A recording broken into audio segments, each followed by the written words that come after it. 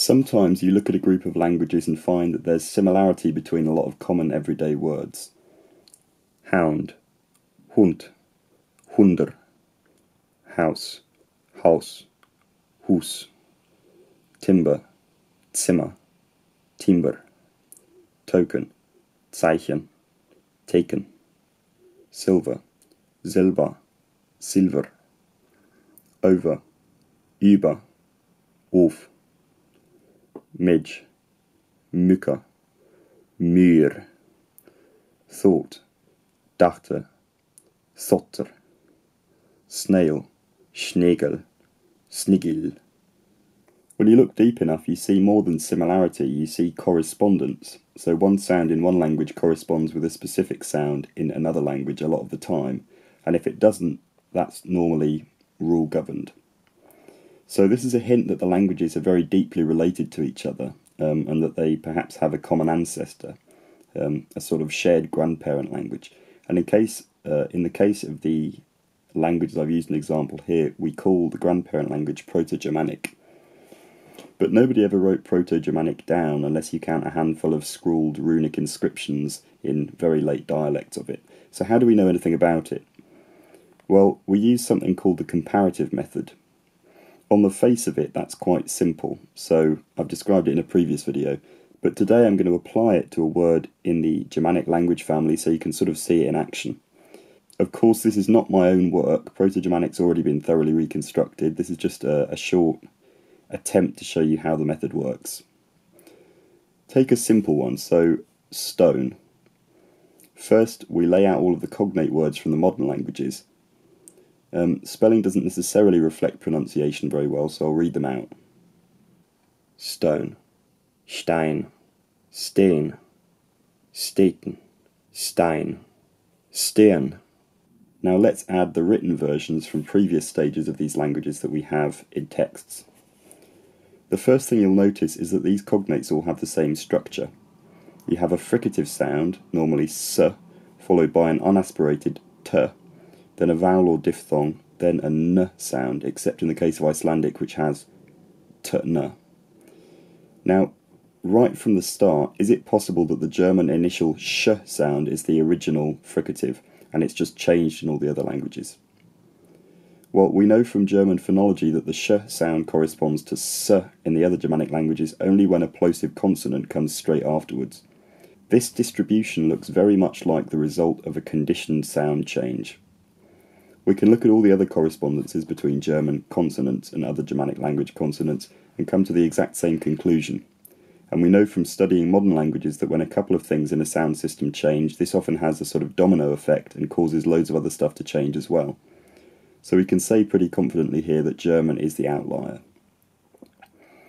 To get from s to sh, you only need one change, which is palatalization. The tongue goes a bit further back in the mouth when you say the consonant. And to get from s to z, you also only need one change, which is called voicing. So your voice box kind of buzzes when you say it. Z, z. It doesn't buzz when you say s. So the overwhelming likelihood is that the original sound in German was s, because this is what it is in all the other languages, and you don't need much change to get from s to the modern German forms. So we have an initial cluster of st. If we really weren't sure about this, we could actually compare other Indo-European languages.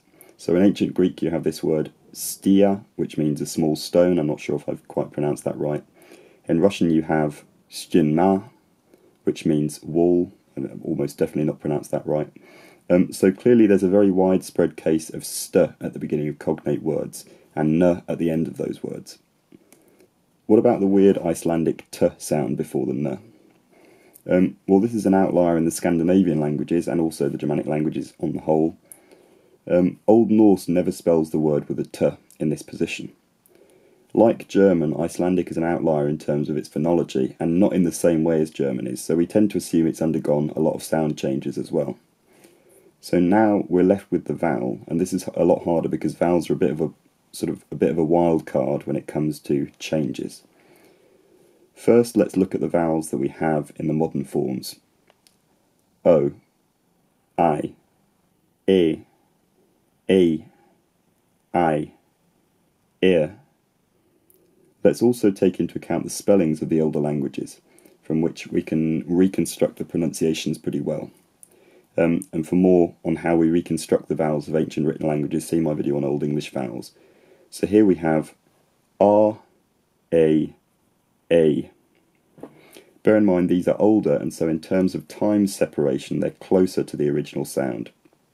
Here you might be inclined to lean more towards A because, 2 out of 3. But there's a language we haven't consulted yet because it doesn't have any descendants that are still spoken. But this language is the closest in time to Proto-Germanic that we have well, not written evidence, but significant textual evidence of, and that language is Gothic. And in Gothic, the word stone was spelt like this. And this, bear in mind, this is the singular, this is the nominative singular, so the S at the end doesn't mean it's plural. The vowel here has been reconstructed as I. So now we have R, A, I, A. We also have early runic inscription evidence from Britain that the R in the word starn was originally a diphthong, something like I. This was post-Anglo-Frisian brightening, which I also discussed more in the Old English vowel video, which is why we think it was a diphthong with a backed first vowel, I, rather than a fronted first vowel, I. So it's I rather than I. And this is from the 400s AD, which is before any substantial Gothic texts were written that we know about. The way the R vowel developed in other lexical sets leads us to believe that it was originally backed R in Proto-Germanic, rather than the fronted A.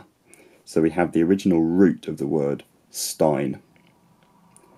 Without encroaching too much on Jackson Crawford's territory, because he's far more qualified to talk about all this than I am, having actual qualifications in linguistics, which I don't, there's an extra bit of material in a couple of the older languages, which is the S in Gothic in the nominative singular.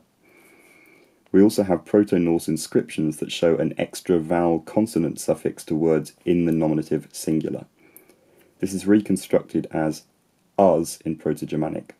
Us, us. And you can actually see the equivalent of the us suffix in very distantly related languages. So in Latin you have the us suffix, again in the nominative singular. In ancient Greek you have the os suffix. And this is because of the very deep relationship between all of these languages in that they all descend from Proto-Indo-European. So they're not borrowed, they've not borrowed this suffix from each other, they've actually inherited it from a common ancestor. So the original Proto-Germanic word was steinas. Steinas.